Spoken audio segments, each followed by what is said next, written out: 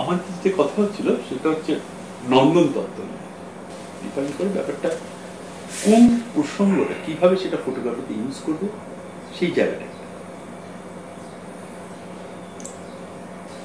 এখন ফটোগ্রাফিটা যদি ভিজুয়াল আর্ট হিসেবে ভাবি আর কি, দৃশ্যকলা একটা মাধ্যম, সেই মাধ্যমে অনেক রকমের সংজ্ঞা আছে। যেমন একদম শুরুতে যদি আমি বলি, বাদশাহের কামসূত্রতেও একটা সংজ্ঞা দেওয়া আছে, ছবি কাকে বলে। মানে ছবিতে কাকে বলে না, ছবি এটা করতে গেলে কি কি থাকতে হবে তাকে, সেখানে 6টা রকম দেওয়া আছে। জাপানিজ একটা মাইথোলজি আছে, সেখানেও কিন্তু বলা আছে ছবি কিভাবে তৈরি করতে হবে। তো আমি যেটা বলি সেটা হচ্ছে যে ছবি থাকতে গেলে, ছবি তৈরি করতে গেলে যেমন একটা বিষয় থাকতে হবে। প্রথম কথা, বিষয়টা যেটা মানুষকে খুব আকর্ষণ করবে এমন একটা বিষয়। এবং আজকের ছবি তোলার জায়গা থেকে যদি আমি কথাটা বলি, সেটা হচ্ছে কারণ গত 175 বছরের ফটোগ্রাফির যদি ইতিহাস আমি দেখি আর কি, বা ডিফারেন্ট ছবি দেখি, সেখানে আমরা দেখতে পাই আর কি যে অনেক ছবি হয়তো তোলা হয়ে গেছে, যেটা আজকে আর না তুললেও হয়। তার মানে এমন কিছু ছবি আজকে দরকার, এমন কিছু ছবি তোলা আজকে দরকার, যেটা হচ্ছে যে আমাদের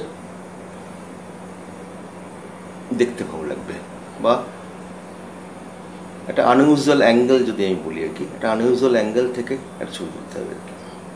যে বিষয়টা হয়তো আমরা দেখেছি এর আগে একটা ইউজুয়াল অ্যাঙ্গেল থেকে, বা দেখে অভ্যস্ত হয়েছে, তার বাইরে কিছু ছবি। মানে আজকে যদি একটা সানসেটের ছবি তুলি, মনে হবে না ছবিটা ছবি হয়েছে। কারণ আমি ফটোগ্রাফি বলতে কিন্তু ছবি বলছি, ছবি বলতে একটা দৃশ্যকলার একটা মাধ্যমের একটা পার্ট।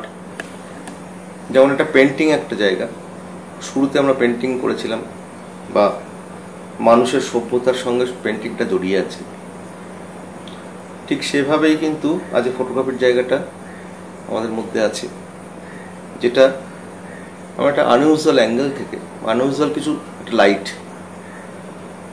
বা এমন একটা জিনিস যেটা আগে আমরা কখনো দেখিনি, সেটাই কিন্তু মানে হৃদয়গ্রাহী হবে, যেটা মনে টানবে আমাদের, আমাদের একটা ইম্পালস তৈরি হবে। আমরা বুঝতে পারবো যে এটা হয়তো অন্যভাবে দেখলাম, যেটা হয়তো প্রত্যেক দিনের দেখা আমরা দেখিনি সেই জায়গা থেকে। সেরকম একটা জায়গা থেকে যদি আমি দেখতে পারি, তাহলে অবশ্যই সেটা ভালো লাগবে আর কি। সুতরাং খুঁজে বার করতে হবে আজকে যে ঠিক কোন জায়গা থেকে কতটা নিলে, কতটা ছবি তুললে বা দেখালে সেটা দেখতে ভালো লাগবে। এটা ডিপেন্ড করবে অবশ্যই, আমি যেটা বললাম যে একটা যে ছবি তুলছে তার শৈল্পিক সত্তা তৈরি করে নিতে হবে, হয় কিছুটা থাকতে হবে, না হলে নিজের তৈরি করে নিতে হবে। সেটা দীর্ঘ অনুশীলন হতে পারে, পড়াশুনো হতে পারে। এবং আমি যেটা বলি সেটা হচ্ছে যে সবসময় যেটা যেটা আমাদের বাংলা সাহিত্য খুব রিচ, সেই সাহিত্যটা পড়তে, সেটা কবিতা হোক, উপন্যাস হোক, গল্প হোক, যাই হোক, পড়ে কিন্তু একটা মনটাকে সংস্কার করা যায়। যেখান থেকে আমরা কিছু ছবি কিংবা মিউজিক শুনতে, মিউজিকটা একটু বুঝে শুনতে আর কি।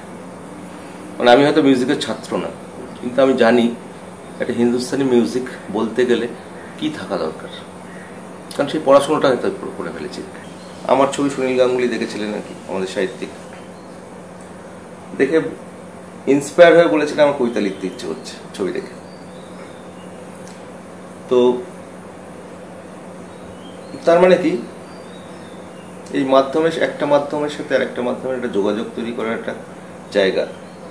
কিংবা রিসেন্টলি আমাদের একটা এক্সিবিশন হয়ে গেল, যেখানে উষা গাঙ্গুলির মতো নাট্যকার এসেছিলেন, এসে বললেন এইরকম ইমেজ এত এরকম দেখতে লাগে, আমিও তো নাটকে অনেক ইমেজ ইউজ করি। কারণ তার মানে একটা মাধ্যমের সাথে একটা মাধ্যমে যোগাযোগ তৈরি করার জায়গা কিন্তু আমার মনে হয় ফটোগ্রাফি।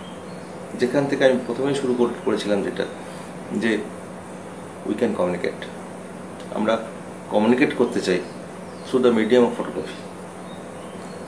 সেটা যে কোনো মাধ্যম হতে পারে, এবং এইভাবে কিন্তু আমরা যোগাযোগটা রাখতে চাই প্রত্যেকটা মাধ্যমের সাথে, প্রত্যেকটা মাধ্যমের।